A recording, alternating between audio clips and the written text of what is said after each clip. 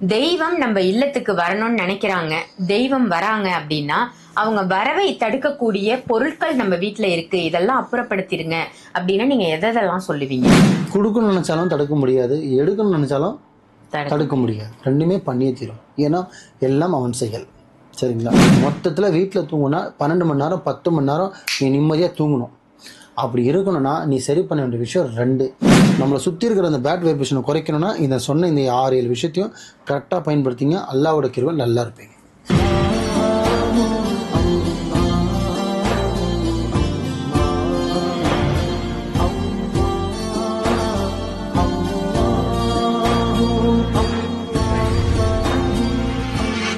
மர்ஜன் மனையர்கள் அனைவருக்கும் அன்பான வணக்கங்கள். புழல் காவங்கரை MM டவர்ஸ்ல இருக்கக்கூடிய மாலிக் பாய் அவர்களை தான் சந்திக்க வந்திருக்கோம். வணக்கம் பாய். வணக்கம்மா.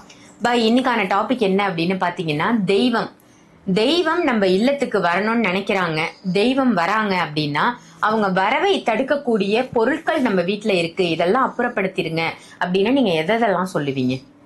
நல்லா கேட்டீங்க, மக்களுக்கு புரியுற மாதிரி கேட்டீங்க.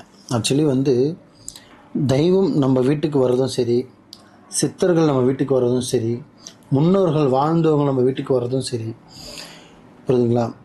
மகான்கள், ரிஷிகள், முன்னோர்கள் வாழ்ந்தவங்க நம்ம வீட்டுக்கு வரணும்னு நினச்சாலுமே நம்ம நினச்சா அவங்க வரமாட்டாங்க. அவங்க நினைக்கணும். என்ன பண்ணும்? அவங்க நினைக்கணும் வரணும், இன்னார் வீட்டுக்கு போகணும், இன்னாருக்கு படி அளக்கணும், இன்னாருக்கு நல்லதோ கெட்டது இன்பம் துன்பம் நம்ம கொடுக்கணும் அப்படின்னு அவங்க நினைக்கணும். அதே மாதிரி தான் ஒரு கோவிலுக்கோ பள்ளிவாசலுக்கோ சித்தர் கோவிலுக்கோ தர்காக்கோ எங்கே போனாலும் சரி, அவங்களோட கூட்பாடு இல்லாமல், அவங்களோட கூப்பிடாமல், அவங்களோட கட்டளை இல்லாமல் உங்களால் அந்த பள்ளிவாசலையும் கால் வைக்க முடியாது, கோவில்லையும் கால் வைக்க முடியாது, தர்கா வாசல்லையும் கால் வைக்க முடியாது, சித்தர் கோவில்லையும் கால் வைக்க முடியாது. அவங்களோட வழிபாடு இல்லாமல், அவங்களோட கூட்பாடு இல்லாமல் உங்களை கால் வைக்க முடியாது. புரியுதுங்களா? இதுதான் ஏன்னா அவங்க நினச்சா மட்டும்தான் நம்ம வீட்டுக்குள்ளே அவங்களால வரவே முடியும். அதுக்கு வரத்துக்கு நம்ம என்ன பொருள் வைக்கிறோம் வைக்காதுன்றது அப்பாற்பட்ட விஷயம். தெய்வம் உள்ள வரணும்னு முடிவு எடுத்துச்சுன்னா எவனாலையும் தடுக்க முடியாது.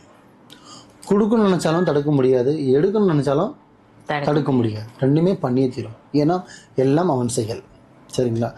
அதில் வரும்போது நம்ம வீட்டில் எப்படி இருந்தால் தமிழர்களுக்கு புரியுமா சொல்கிறேன், தெய்வ கலாட்சமாக இருக்கணும், வீட்டில் பர்க்கத்தாக இருக்கணும், ரஹாத்தாக இருக்கணும், வீடெல்லாம் முகபத்தாக இருக்கணும், ஒருத்தருக்கு ஒருத்தர் சண்டை போட்டுக்கக்கூடாது, வீட்டில் சண்டை சாடி வரக்கூடாது, கஷ்டம் வரக்கூடாது, நிம்மதியான தூக்கம் வரணும்.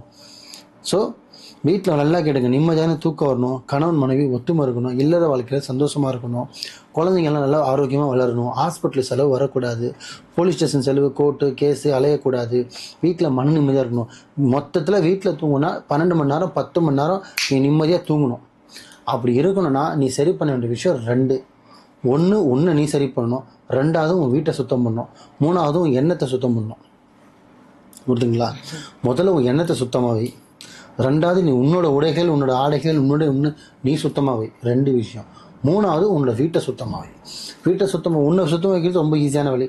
எந்திரிக்கலாம், குளிக்கலாம், சுத்தபத்தமாக இருக்கலாம், ஒரு பாசிட்டிவாக சாமி கும்பிடலாம், தொழுவலாம், ஃபஜர் தொழுவலாம், இல்லை கோவிலுக்கு போகலாம், சர்ச்சுக்கு போகலாம், எந்த ரிலீஜனோ அந்த ரிலீஜன் பண்ணலாம். 2வது உங்களோட எண்ணம், ஒரே தாட்டு, ஒரே மைண்ட் செட்டு, ஒரே எண்ணம், பார்க்குற பார்வை கண்ணோட்டம், ஒரே கண்ணோட்டத்தில் நீங்கள் பாட்டுக்கு நேர்கொண்ட பார்வை மாதிரி ஸ்ட்ரைட்டாக போயிட்டே இருக்கணும். 2. 3வது யாரும் தயவுசெய்து கெடுதல் நினைக்காதீங்க. உனக்கு கெட்டதே செஞ்சாலுமே நீ கெட்டது நினைக்காத. உன்னை அடித்தாலுமே சரி, கடவுள் 10 போயிட்டே இரு. நீ அடித்தா அடி, அவர் அடித்தா இடி, மாற்று கருத்தே கிடையாது. அம்மாவா இல்லையா? நீ அடிச்சுன்னா ஒரு அரை அடிப்பேன், ஆனால் அவர் அடித்தா 3 மாதம் எந்திரிக்க மாட்டான். இதுதான் அவன் மேலே அவன் நம்பிக்கை. உலகத்தையே சாள்றவன் அவன் பார்த்துப்பான். உன்னை படைச்சவன் அவனை தான், அவனை படைச்சவன் அவன் தான். அவனுக்கு தெரியும் அவனுக்கு எது கொடுக்கணும் எது கொடுக்கக்கூடாது. நீ முடிவெடுக்க முடியாது. ஸோ அவன் மேலே விட்டுரு. இதெல்லாமே வாழணும், வாழக்கூடாது. வீட்டை எப்படிலாம் வச்சுக்கணும், ஒரு தெய்வம் வரணும்னா ஒரு பர்க்கத்து, அதில் பர்க்கத்துன்னு சொல்லுவாங்க, உங்களோட தெய்வம் லக்ஷ்மி கலாட்சின்னு சொல்லுவாங்க. அதுக்கு வரணும்னா முதல்ல பார்த்தீங்கன்னா வீட்டோட வாசல் தான் நிலவாசல் சொல்லுவாங்க. ஹிந்துஸில் பார்த்தீங்கன்னா நிலவாசல் சுத்த பார்த்தோம்னா கழுவி மொழிவி குங்குமம் மஞ்சள் வைப்பாங்க, தோரணை கட்டுவாங்க, வாசலில் விநாயகர் சிலை மாட்டுவாங்க, அம்மன் சிலை மாட்டுவாங்க, சில பேர் எங்கத்தில் ஆயத்து வைப்பாங்க. எல்லாத்தையும் ஒரு ரிலேஷன் மாதிரி வச்சுக்கலாம். அது 1. 2வது எல்லார் வீட்லேயும் பார்த்தீங்கன்னா இல்லாதப்பட்டவங்களும் இருக்கப்பட்டவங்களும் கால் மிதின்னு ஒன்று இருக்கும். சார் வெல்கம் மேட்டுன்னு சொல்லுவாங்க. அதில் பார்த்தீங்கன்னா ஒரு பெண்ணோட உருவம் போட்டு வெல்கம் போட்ட மாதிரி இப்படி கை வச்சுருக்கோம். அது பயன்படுத்தக்கூடாது. 2வது கிழிஞ்சு போய் மேட்டோ கோணியோ எதுவும் கிழிஞ்சு போயிருந்தால் பயன்படுத்தாதீங்க. எந்த ஒரு எழுத்தும் அதில் எழுதியிருந்தாங்கன்னா அதை பயன்படுத்தாதீங்க. எழுத்து எழுதின மேட்டை தயவு செஞ்சு பயன்படுத்தாதீங்க. அது இங்கிலீஷில் எழுதியிருக்கோம், தமிழில் நல்வரவு தமிழ் எழுதியிருக்கோம், இங்கிலீஷில் வெல்கம்னு எழுதியிருக்கோம். இதெல்லாம் பயன்படுத்த நார்மலாக ஒரு மேட்டு, நார்மலாக ஒரு துணி, புரியுதுங்களா? அதே மாதிரி முக்கியமான ஒரு விஷயம், நம்ம பயன்படுத்துகிற துணியை கால் மீதியாக நிறைய பேர் வீட்டில் போடுறாங்க. சும்மா தானே இருக்கு, சின்னதாகிடுச்சு, நீ கூட தான் சின்னதாக பெருசாக உன்னை தூக்கி போட்டு மிதிக்க முடியுமா? இல்லை உன்னை போட்டு தேய்க்க முடியுமா? முடியாதில்ல. அதே துணியை வாங்கி பீரோவில் வச்சு அயன் பண்ணி நீ 3 மாதம் போட்டுட்டு உங்கள் நல்லது கெட்டது இன்பம் துன்பம் எல்லாம் உடம்புல பார்த்துருக்கோம், உடம்புல இருக்கிற வேர்வுலேருந்து எல்லாமே அதில் பட்டிருக்கோம். அந்த துணியை எடுத்து நீ கீழே காலில் போட்டு மிதிக்கணும். அதுக்கு அர்த்தம் என்னென்னா உன்னையே நீ மிதிக்கிறேன்னு அர்த்தம். உன்னோட துணியை எந்த லேடிஸ் ஆகட்டும் ஜென்ஸ் ஆகட்டும் பழசாயிடுச்சு சின்னதாகிடுச்சின்னு போட்டு கால் மீதியாக பயன்படுத்தாதீங்க. மேட்டு பயன்படுத்துங்க, அது எழுத்து இல்லாத மேட்டாக பயன்படுத்துங்க. 2 3வது ஒரு விஷயம், ஹாலில் ஹிந்துஸில் பார்த்தீங்கன்னா ஒரு பவரான ஒரு விஷயம் சொல்கிறேன், நிறைய சொல்லியிருப்பேன், ரொம்ப பவரான விஷயம். நல்லா பிரம்மாண்டமாக ரொம்ப உங்களோட காஸ்ட்டுக்கு தகுந்த மாதிரி ஒரு 7 குதிரை சும்மா பிச்சுக்கிட்டு போகிற மாதிரி முகத்தில் வந்து கலையோடு இருக்கணும். சும்மா ஏதோ ஒரு குதிரைன்ற பேரில் ஒரு நாணயந்துடக்கூடாது. ஓனா மாதிரிலாம் நல்லா சிங்கம் மாதிரி ஓடணும் குதிரை, நல்லா தெளிவாக மாசாக ஓடுற மாதிரி 7 குதிரை வச்சு நல்லா ஓடுற மாதிரி 7 வரிசையில் வெள்ளையில் கருப்பு குதிரை வைக்கக்கூடாது, வெள்ளை குதிரை ஓடுற மாதிரி கொஞ்சம் ஷேடோ கலர்லாம் வரும், ஆனால் மெயின் வெள்ளை கலர் ஓடுற மாதிரி குதிரை படத்தை வாசலுக்கு நேராக திறந்த உடனேங்க ஹாலுக்கு அது திறந்தோன்னே எதிர்க்க தெரிகிற மாதிரி மாட்டுங்க. அதே ஒரு மூலையில் இதெல்லாம் பாசிட்டிவாக இருக்கிறதுக்கு சொல்கிறேன். ஸோ ஃபஸ்ட்டு வீட்டோட தோரணை, 2வது மேட்டு, 3வது குதிரை படம், 4வது பார்த்திங்கன்னா ஒரு பாலில் வந்து பார்த்திங்கன்னா வீட்டுக்குள்ளே மணி பிளான்ட் வளர்க்கலாம். மணி பிளான்ட்டில் 2-3 வகை இருக்குது, பணம் இருக்குது, அதுவும் செய்யலாம். புரியுதுங்களா? 3 4 ஆச்சு. 5வது ஒரு கண்ணாடி பாலில் கண்ணாடி கிளாஸில் நீங்கள் ஒரு சுத்தமான தண்ணியில் லெமன் கூட நீங்கள் போட்டு வைக்கலாம். அதுவுமே ஒரு லக்ஷ்மி கலாச்சத்தை பர்க்கத்தை கொடுக்கும். 5வது ஒரு விஷயம், ஒரு கண்ணாடி பாலில் கல் உப்பு வச்சு அதில் நீங்கள் ஏலக்காவும் ஒரு 4-5 ஏலக்காய் தூவி வைக்கலாம். நீங்கள் ஒரு சோஃபாவில் கூட வைக்கலாம், சோஃபா செட்டுன்னு சொல்லுவோம்ல ஷோகேஸ் மாதிரி, அங்கேயும் வைக்கலாம். எப்படி எறும்பு வராது உப்புக்கு, ஸோ வைக்கலாம், ஏலக்காய் போடலாம். அதில் கிராம்புன்னு சொல்லுவாங்க, 4-5 கிராம்பு போட்டு வைக்கலாம், 4-5 ஏலக்காய் போட்டு ஒரு பாலில் வைக்கலாம். 5 6வது விஷயம், அப்படியே கிச்சன் உள்ள போனீங்கன்னா சமைச்சிங்களா சாப்பிட்டீங்களா கையோட வாஷ் பண்ணிடணும்.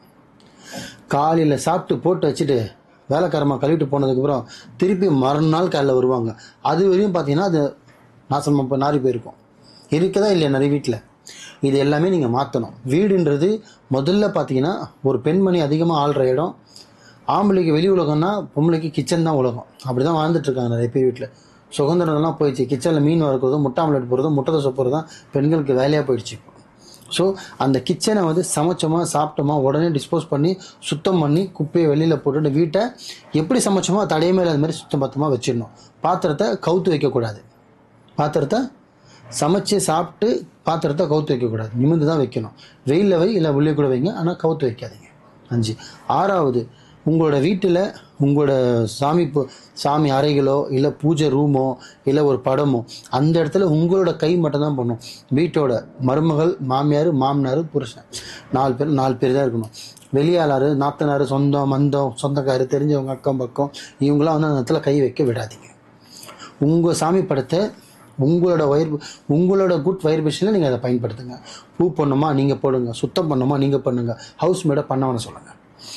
தரை சுற்றலாம், தரையை பெருக்கலாம், தரையை தொடுக்கலாம், ஆனால் அந்த பூஜை சாமான் வந்து அந்த சாமிக்காக எப்படி உங்களை படைச்ச இறைவனுக்காகியோ உங்களுக்காக கொடுக்குற உணவளிக்கிற தெய்வத்துக்காக நீங்கள் அந்த பாத்திரத்தை நீங்கள் உங்கள் கையால் விளக்கி நீங்கள் அதை பரிவர்த்தனை செஞ்சு நீங்கள் பூ போடுங்க. ரூமை சுத்தம் பண்ணுறது பெருக்கிறது எல்லாமே ஹவுஸ் மேட் யாருன்னா பண்ணலாம்.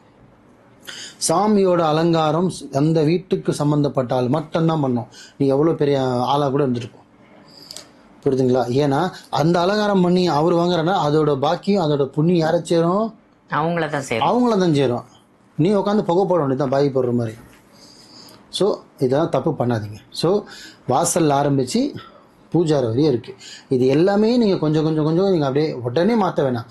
கொஞ்சம் நீங்கள் மாற்றிக்கிட்டே வந்தீங்கன்னா வீட்டில் தெய்வ கலாச்சம் அதிகமாக இருக்கும், சந்தோஷம் பெருகும், துக்கம் துன்பம்லாம் குறையும், ஹாஸ்பிட்டல் செலவு வீண் வரவே ஆகும்.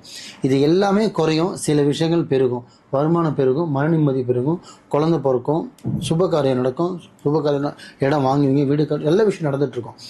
ஏன் இவ்வளோ நடக்காதுன்னு சொல்கிறேன்னா வீட்டுக்குள்ளே பர்க்கத்துனா தெய்வம் வந்தால் மட்டும்தான். முன்வாசல் தெய்வம் வந்தால் தரித்திரம் பின்வாசல் போயிடும். ஸோ தரித்திரம் மூதேவி இதெல்லாம் பின்வாசல் தெய்வம் உள்ளே வந்துடுச்சு. ஆனால் இந்த மூணுமே உள்ளே இருந்து அசிங்கம் இருந்தது, வீட்டில் செய்வன் இருந்தது, ஏவல் இருந்தது, பில்லி இருந்தது, சூனியம் இருந்தது, தரித்திரம் இருந்ததுன்னா அப்புறம் தெய்வம் எங்கே வரும்? எல்லா சனியும் உள்ளே இருக்குல்ல தெய்வம் வழி. ஸோ உனக்கு வர்றது அப்போ தெய்வம் வீட்டுக்குள்ளே வந்தால் தான் உனக்கு இன்பம் துன்பம் சந்தோஷம் வரவு இளவு செலவு எல்லாமே வரும். தெய்வம் உள்ளாலும் உனக்கு எதுவுமே வராது. வேலை வராது, வருமானம் இருக்காது, சாப்பாடு இருக்காது, சந்தோஷம் இருக்காது, ஒத்துமை இருக்காது, பிரிவினை வந்துடும். ஹஸ்பண்ட் ஒய்ஃபுக்குள்ள அண்டர்ஸ்டாண்டிங் இருக்காது, வீட்டில் சண்டை சாடி வரும். ஏன்னா வீட்டில் மூணுமே இருக்கே. ஏன்னா நெகட்டிவ் உன்னை சுற்றி நெகட்டிவான ஒரு தாட் இருந்தால் நிம்மதியை சாப்பிட முடியாது, நிம்மதியை தூங்க விட முடியாது, நிம்மதியாக குளிக்க முடியாது, ஒரு விஷயம் பேச முடியாது. ஒரு வார்த்தை பார்த்தீங்கன்னா பெரிய வார்த்தை சண்டை நடக்கும். ஒரு சின்ன டீ பாத்திரம் டமால்னு போட்டால் கூட அது சண்டை பெருசாகிடும். ஏன்னா வீட்டில் உன்னை சுற்றி பேட் வைப்ரேஷன். நம்மளை சுற்றி இருக்கிற அந்த பேட் வைப்ரேஷனை குறைக்கணும்னா இந்த சொன்ன இந்த 6-7 விஷயத்தையும் கரெக்டாக பயன்படுத்திங்க. அல்லாவோட கிருபை நல்லா இருப்பீங்க. Super super. ரொம்ப ரொம்ப சிறப்பான தகவலா கொடுத்தீங்க பாய். என்னென்ன மாதிரியான விஷயங்கள் வாசல்ல இருந்து ஆரம்பிச்சு பூஜை ரூம் வரைக்கும் என்னென்ன விஷயங்கள் எல்லாம் பின்பற்றணும் அப்படின்னு அருமையான தகவலா கொடுத்தீங்க. நன்றி பாய். நன்றிம்மா.